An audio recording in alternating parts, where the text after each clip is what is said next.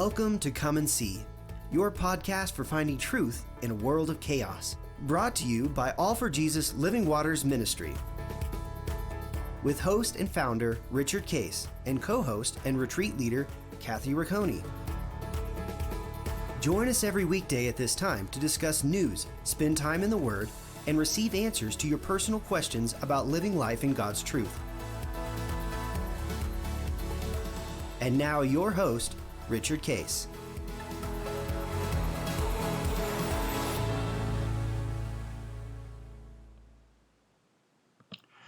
Well, good morning, Kathy. How are you doing this morning? Good morning. It is good to see you. Good to We see have you all too. been, took a little break from taping because of lots of fun things going on. And so Rich and I haven't gotten to have conversation in a little bit. So nice to be back on with you guys. I am going to point out your cool blue headphones that are your grandson's gaming headphones, I'm assuming, as they you're are. down there. Yes. Yeah, I'm at Peter Scher's and the Grandboys' house down in Dallas, so I'm doing it remotely. And you and I, of course, had to work on getting the technology together. So that's been exciting. With the way in my studio, I have two computers, so that everything works well with the recording. With this one computer, it's a little bit tough, and then sound and getting everything together. So it's all interesting stuff. So yeah. So everybody be gracious today. yes, yeah, for sure. yeah. So we had a leaders retreat up in Winter Park, Colorado, with the great skiing and great snow and great fun in I the heard Word. some And good snowmobiling too. Yeah. we went snowmobiling and had everybody.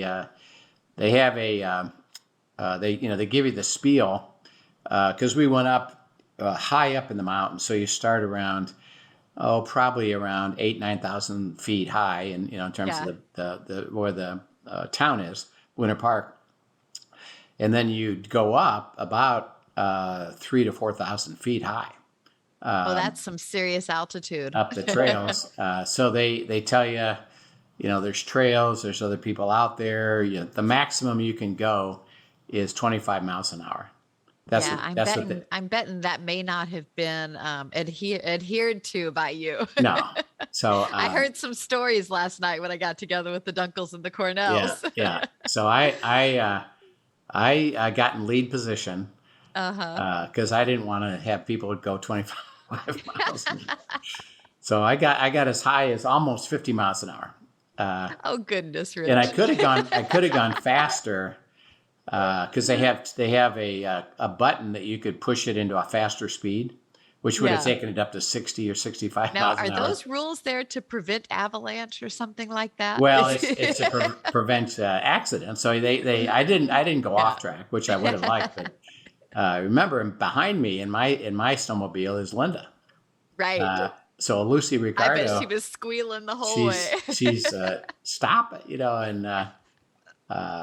If I'd have gone, she said, stop going this fast, don't go any faster. So I would have gone faster, but she said no. Anyway, everybody had a good time with the beauty. It was magnificent. I mean, we saw literally the top of the world. So you could see, I think, hundreds of miles mountains. So it was beautiful. Truly spectacular. That's beautiful. We had a great time in the Word too. It was really fun to be in the Word. Excellent. Well, while you guys were doing that, we were on February vacation with, the New Hampshire schools get out the last week of February, first week of March there for a spring break. We were down in DC with Anna and just having a great time, and actually even got the opportunity, God had alerted us to it before it even occurred. And so we knew to be watching and ready for that, but got the opportunity to stop and pray with a group of Ukrainian protesters and just minister to them as they have family, over in Ukraine and everything. And so it was just some sweet opportunity. We actually stopped in front of the Capitol building to pray too, and in front of the White House, and prayed as we went throughout DC. But the opportunity to pray with the Ukrainian protesters was truly a blessing. Yeah. So I think that was neat. Beautiful. Yeah. And it's interesting. We're going to label this today's podcast as, dealing with this, how do we handle this crazy world? And there's a lot of people that are believers, particularly, are concerned a little bit overwhelmed, wondering what's going to happen. The world is, and of course our broadcast is called, Finding Truth in a World of Chaos. Yeah. And lately, the last week or two, it's gotten much more chaotic. Yes. And the implications now start to impact us. So that, of course, the war in Ukraine and what's really going on there, and, Russia and attacking, the city. There's now close to 2 million, think about 2 million refugees. Right. And there will be more. Yeah. There will be more. They're leaving. The world is coming against it. They've shut down, credit cards. I was just reading. Even McDonald's is pulling out. That was a big move for them. Yeah. Well, and they said it's going to cost them $50 million a month in profits. Because of it. And a lot of companies are doing that. So it's a struggle. But the implication to us twofold is, one, gas prices. Yeah. So they're increasing. What are you guys seeing out in Colorado? Colorado, we're about a little bit over $4 a gallon. What are you guys seeing? Yeah, my favorite gas station, I can still get $4.19 as of yesterday, but the surrounding ones were $4.39 for the lowest. Yeah, and that set it up. And California's seeing $5, and so that's a big hit on the pocketbook, because you got to have gas, and if you've been paying $2.50 a gallon, now you're paying $4 to $5. That's double. Right. So that's taken your income. And then secondly is that yesterday the inflation rate came out as 8%. Wow. And that's a big number. So that's all the prices are increasing. And we're about a week before this one's going to air.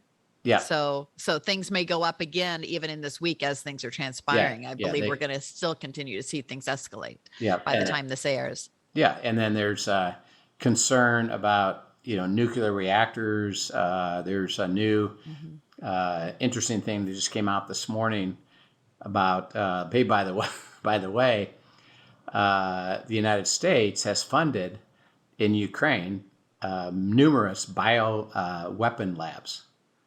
Oh, really? Okay. And they have really bad stuff. I mean, anthrax, plague, bunch of really bad stuff. And they're concerned that if that's taken over by the Russians, that they won't have access. Well, they won't even know how to handle it.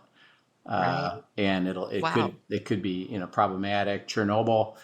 I don't even remember that Chernobyl, which actually was under Russian control. This is 25, 30 years ago. Yeah. 86, I think, was the big meltdown there. Yeah. Right? So they had a meltdown, and they had nuclear radiation go into the atmosphere.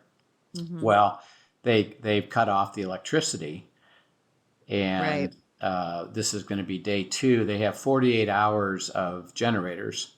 Right. That if they don't resolve it, the coolers that are used for maintaining the nuclear material start to shut down, and that material will be put into the atmosphere. Right. So that's a big concern of what happens. So again, as people are seeing the news, one of which is everybody, it's interesting, when you talk about chaos, one of the contributors to chaos is bad information. Yes. So because of now the news sources, and this is on all sides of it, so it's we're not even talking politically, just all sides of it. Right.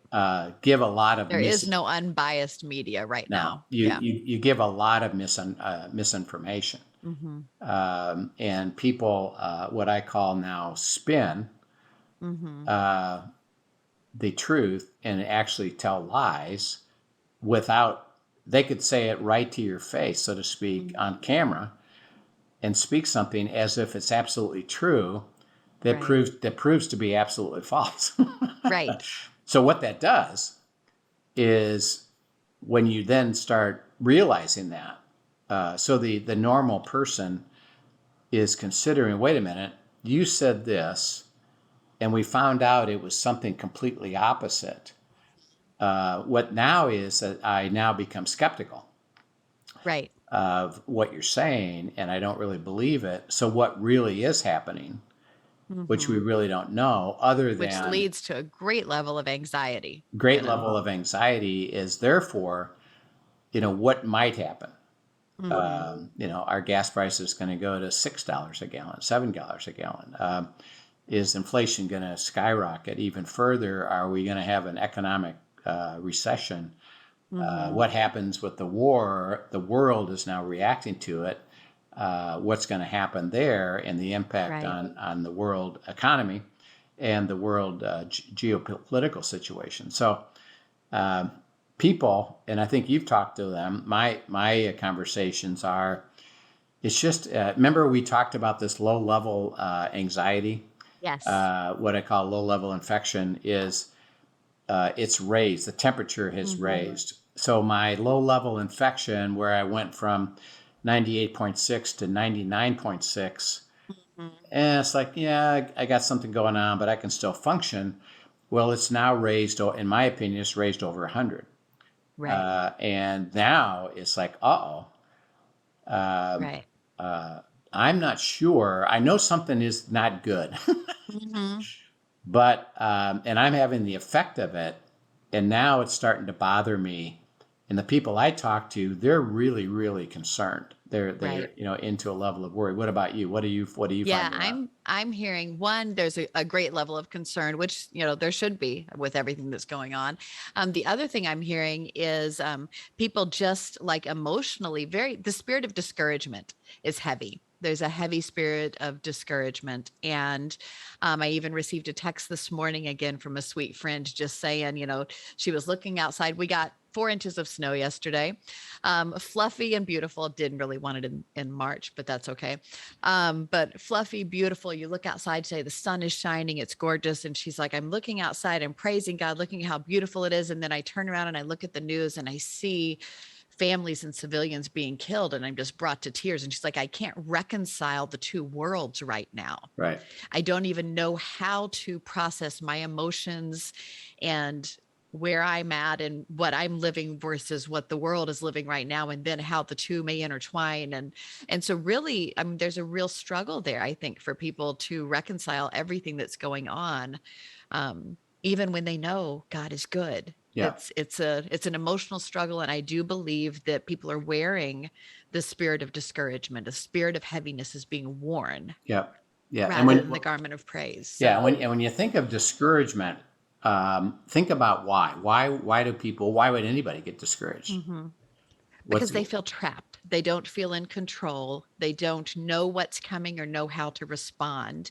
And it puts us in this tight place. I think about Psalms 118 and Psalms 18. There's verses that talk about, I cried to the Lord in distress, and he set me in a broad place. That broad place that he sets us in is this freedom, this place of refreshment where he is in control rather than us feeling so tight and trapped. And that comes from seeking him. right? But I think a lot of times we feel trapped, we feel out of control, and the spirit of discouragement comes when we don't know what we can do with what we're seeing and what we know. Right. Right. And the discouragement is now it appears from Mhm. what I can see, things are going to get worse, Right. and the solution isn't available to me because I'm going to be impacted by it, which is Mhm. true. Right. But then the discouragement comes because of the element of, well, therefore, is this world relegated to just failure Mhm. because that's the way it's going to go? And now that we see it, and by the way,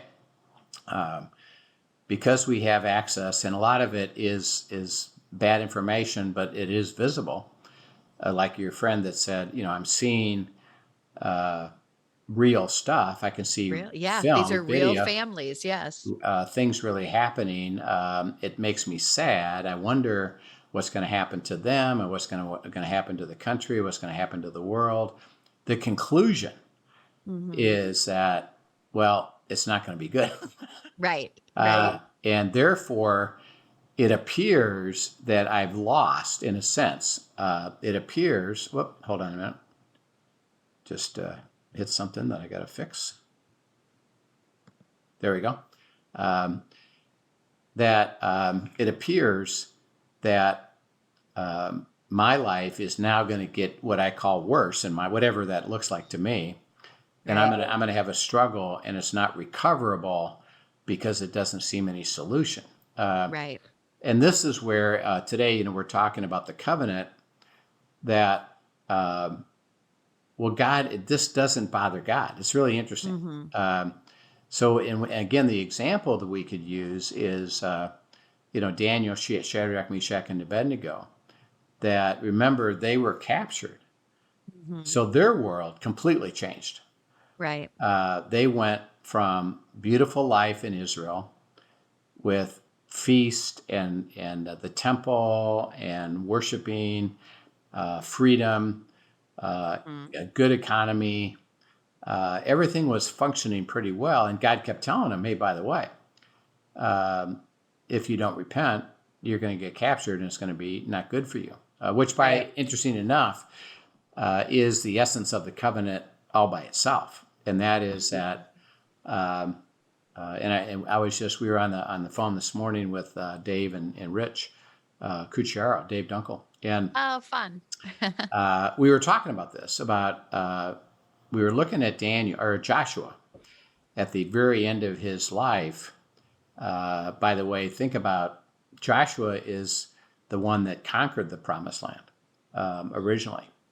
And he had at the end of his life, they had fulfilled the promise. And then he said, now remember the covenant. Right. God says, I'm going to bless you to make you a blessing. I'm going to bless those who bless you. I'm going to curse those who curse you. And he said the requirement for you to live that way is to serve me, God speaking, right. Surrender your will to mine and stay with me for me to deliver this. If you walk away, you will not experience the covenant. Matter of fact, I will contribute to not experiencing the covenant so that you realize, I'd better go back to you. If you return, right, I'll take care of it. And it's not dependent, interesting enough, on circumstances. It's and this is what we're trying to tell everybody. It's dependent on your relationship with God. Yeah. It's interesting as you bring that up. I'm reminded last week when I was really just praying through some of what's going on in the Ukraine and spent some time. Psalms 118 has been a passage that I've been in a lot lately. And there's a lot of covenant talk in that and about his covenant enduring forever. And as you go through that, it talks about it enduring for, let Israel say, let the house of Aaron say, let the people who fear me say, it starts big and goes small. The mercy of the Lord, the covenant love, there's that word there, endures forever. Right. And God promptly reminded me, I think it's easier for me anyway, and I imagine for our listeners as well, it's probably a little easier for me to get my head around the covenant that I'm walking in covenant as I'm sitting here with the sun shining on a beautiful snowfall right now. But when you look over at what's happening in the Ukraine, and there are believers there, are they walking in covenant? Right. And God reminded me, he's like, my covenant is for my children who are walking with me, and recognize as you're reading these passages that these promises hold for them too. I am not deserting them. I have my children by my valiant righteous right hand. Right. And so that covenant applies to them as well. It's not just sitting here where we're a little more protected and shielded and we're worried about gas prices and they're worried about food and their children and their lives. The covenant supersedes that. Yeah. And that's Daniel. Remember, Daniel became a refugee, captured, taken to Babylonia.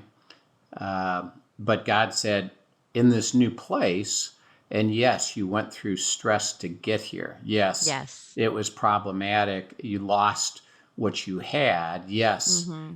In the world, you're going to have, remember what? Trouble.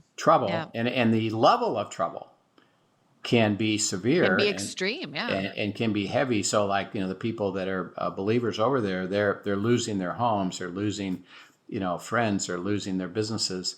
Yes, it's awful. Yeah, it's terrible. But God said, if you walk with me, I can deliver to you like you did Daniel, Shadrach, and Meshach, and Abednego, is now in this new place, I can give you. And so particularly we in America, that is it problematic?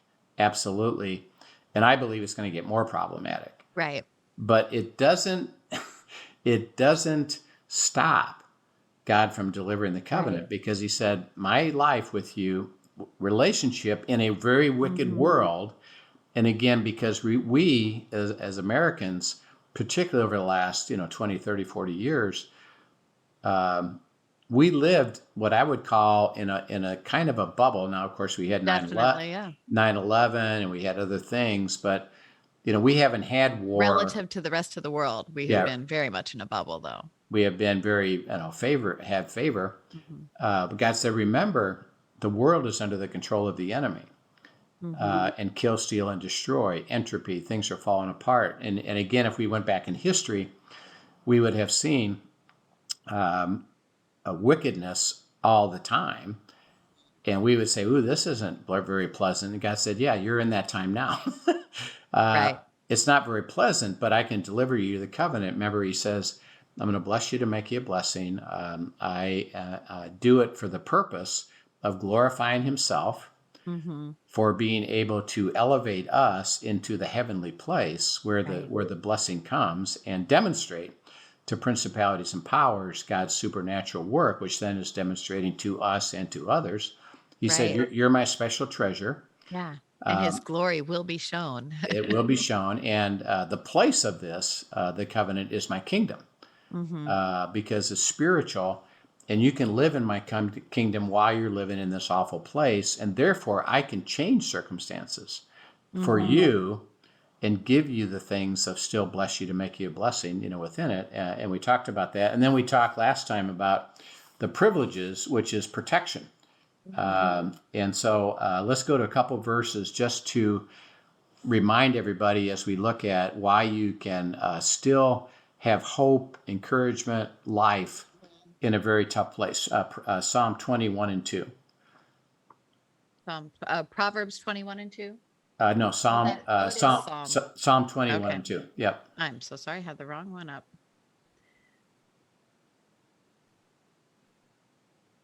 Go ahead. Psalm 21 and 2. Psalm 21 and 2. Sorry about that. May the Lord answer you when you are in distress. May the name of the God of Jacob protect you. May he send you help from the sanctuary and grant you support from Zion. Yeah. So in your distress, which is what people are in right now, what does it say for them to do? To call out on the name. Okay. Call out on the name of God. Here we are, Father. This is where my trouble is. Call out. He says, I'll answer you. And I'll bring deliverance to you. I will fulfill it. You can trust it. And that I'm going to put you on high. And the word there is, I'm going to resolve for you the difficulty that you're experiencing. Because why? Well, you said, I'm going to walk with you. Right. And I need help. And you said you're going to deliver it to me. Okay, go to Psalm 121, 7 and 8. 121, 7 and 8. Okay. Yeah, Psalm 121, 7 and 8. This tells us, we read in Psalm 91, if you abide in the shelter of the Almighty, that he will protect you. No evil will befall you. And the word there is, you're going to have trouble, but it's not going to characterize you. So don't fret that you're stuck in a situation like the world we have now. Like this means it's always going to impact you. Is no, God said, I can resolve it if you abide with me. Okay, Psalm 121, 7 and 8. The Lord shall preserve you from all evil. He shall preserve your soul. The Lord shall preserve your going out and your coming in from this time forth and even forevermore. Yeah. So when does he preserve us? Always. Yeah, always. Okay, so the key is going in and coming out. Yeah, in other words, as you're living today, he preserves you. And the word there is he protects us, keeps us safe, gives us covenant life.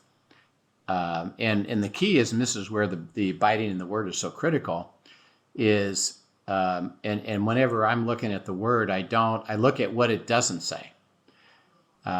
So it didn't say When things are all really terrific in the Right. world, then I'll preserve you. Mm-hmm. He just says always, whatever's going on Mm-hmm. in this difficult world, I'm going to preserve you. I'm going to take care of you. I'm going to give it, because the covenant is from him, isn't conditional on the difficult stuff of the world. And what I believe he's asking all of us right now is, first of all, he says, don't diminish or minimize or even ignore the status of the world. Right. Yeah, it's. Yeah. He said, yeah, it's bad. When Joshua even went in, we just talked about Joshua when he went into the Promised Land the first time. Remember, he had to wait 40 years because the spies went in and said, man, these guys, this is bad. And Joshua said, yeah. Joshua and Caleb said, yeah, it's bad, but how did they respond? But God said, Right. let's go. And the rest of them said, we're not going. And God said, okay, you will not experience the covenant because you've decided not to be with me. He was angry for 40 years. The next generation, which now Joshua's the leader, do you guys want to go? Yes. And Joshua said, I'm willing to go. I believe, and by the way, guess what? Those giants, those countries actually had gotten stronger in 40 years. So now it was even worse. But what did But Joshua? God. But God. See, they said, but God. So he doesn't want us to, in a sense, ignore, not understand what's going on. It's always, well, now what? So Right.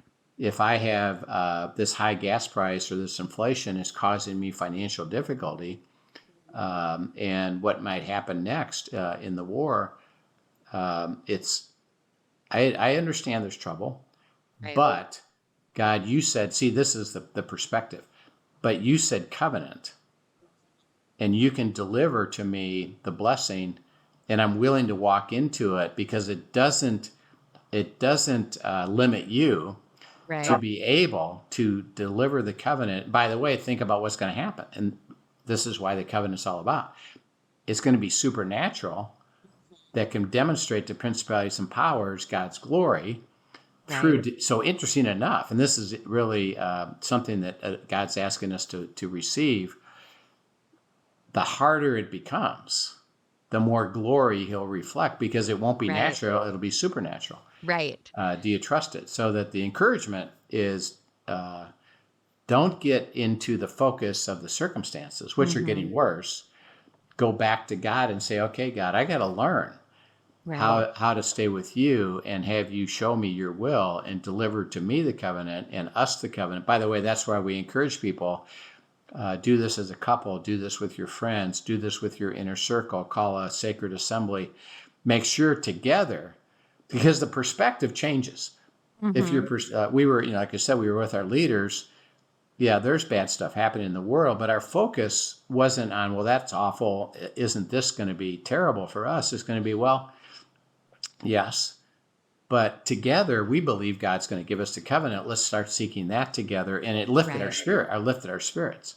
Absolutely. I think about right now as you're sharing that, a dear friend of mine has a sweet friend in Ukraine who is a Christian believer, who is still in the city that she lives in because she has a 90-year-old mother who cannot be transported, so they can't leave. So she's staying behind to care for her. Mm-hmm.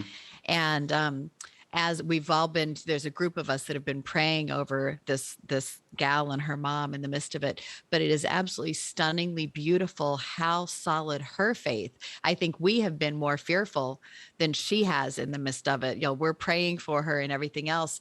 And the response back from her, she has sent videos even. It's been fascinating. She sent videos literally, oh, please pray right now. The soldiers are outside my apartment window. And she's sending us videos of this. Outside my apartment window, looking for anyone who has been left behind. We're the only people left in the building.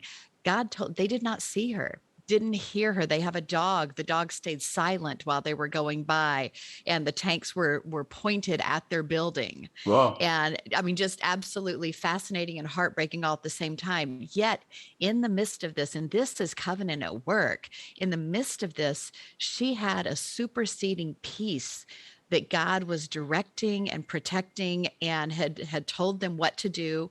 And she stayed in that place of more peace than we were actually exhibiting for her in the middle of it. But I think she had such a knowing of the covenant relationship of God, and a trust that even if things did not go as she planned, that he was absolutely, his hand was on them. And so she could trust however the outcome transpired, because Right. she was following his will. Right. But it was fascinating to watch, and such a encouragement of faith, that the circumstances do not supersede the promise of covenant. Right. Right. And the as we end it right here, that this is what we're trying to say. First of all, covenant doesn't place us in a bubble outside of the trouble of the world, because I know that people, when I talk about this, they say, well, yeah, but look at what's happening, even to people in Ukraine, etc. They're not experiencing the covenant.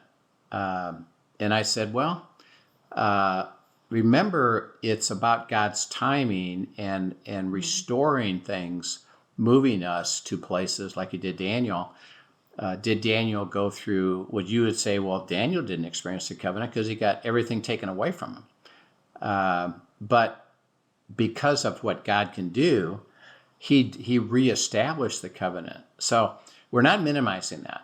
Right. And we're not saying that, yes, we're going to have trouble. We are going to have difficulty, and it could be severe. But the key is it's not going to last. Right. God can show us, here's where I now want to give to you, given the conditions you're in, because you're still in the world. I can protect you. I will preserve you. I will release you to a place of blessing. Trust me. Now, in the interim, it doesn't feel that way. Right. Right. Because, man, I don't like this. God said, I know. But are you going to trust me and focus on walking with me? I am going to give you the covenant. And that's what we want you to do, is have hope, have expectation, have confidence that, yes, the world is struggling. The world is getting more and more severely negative and impactful on us. But God said, it doesn't prevent me from moving you, walking you into the covenant. It may be uncomfortable to go from here to there, but when you get there, it's going to be beautiful, and I'm going to deliver it to you. Trust me.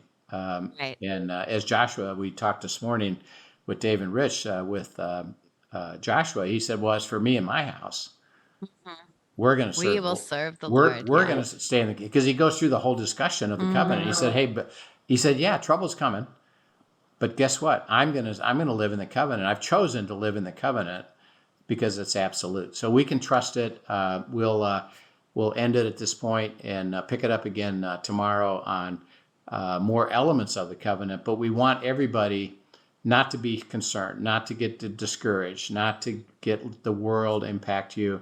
But the key is you got to go and seek God's will and walk with him. And we'll continue on how that works in our study of the covenant. So stay tuned. Can I close us up just with reading a quick passage that God laid on my heart today of encouragement? I think just to remember who he is, and this is who he was prophesied to be, as well as who he stepped into.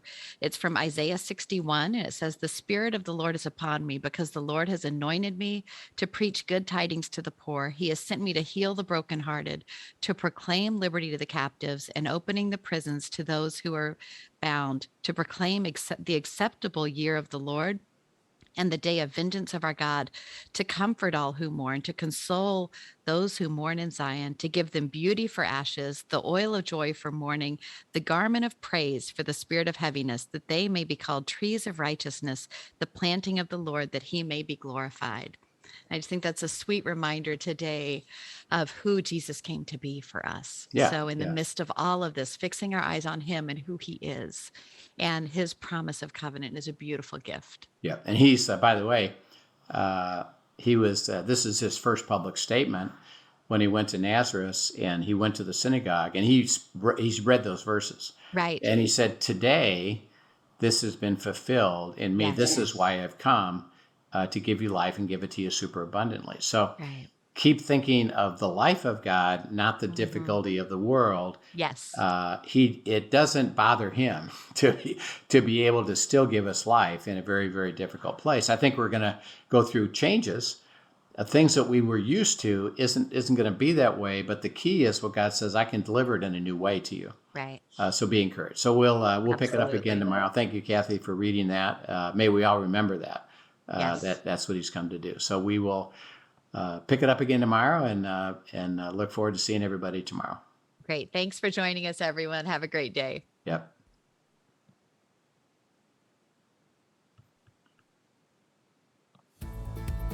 Thank you for joining us for today's episode of Come and See, your podcast for truth in a world of chaos.